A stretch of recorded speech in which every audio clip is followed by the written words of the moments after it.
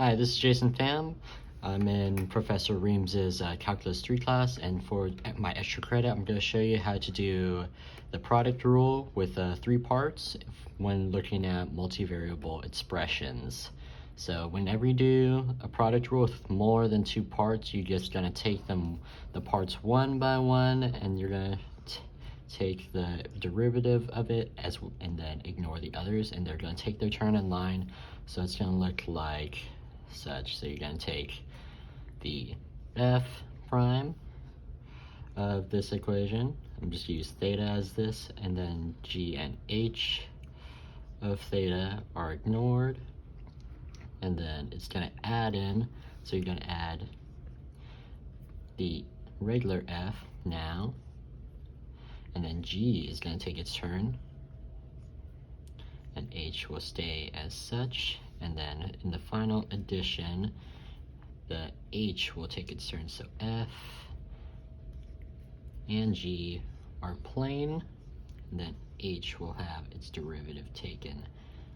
So it's going to look like that. So we're going to do it for looking at the x first.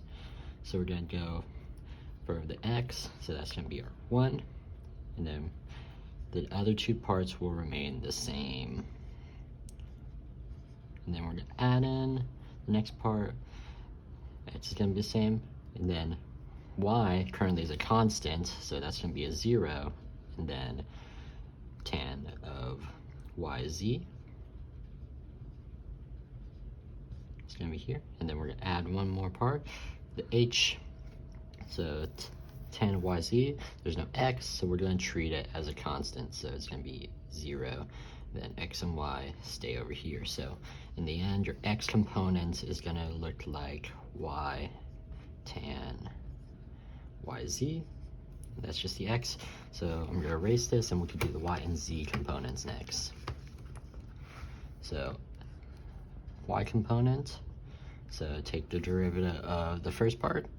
So that's going to be a 0 because there's no y component, and then the other 2 parts carry over.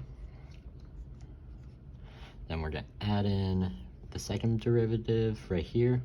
So it's going to be x times 1 times tan of y z.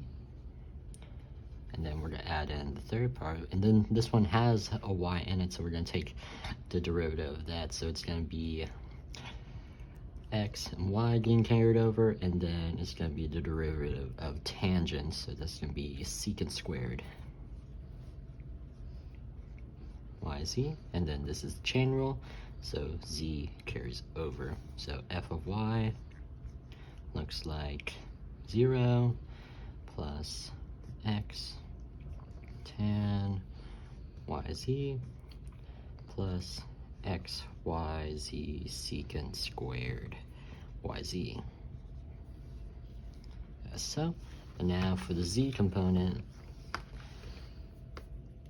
f of z of this function, take the first one, 0, y tan z.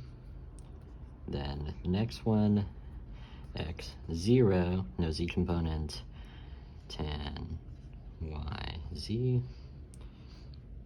Then add in the last one, xy,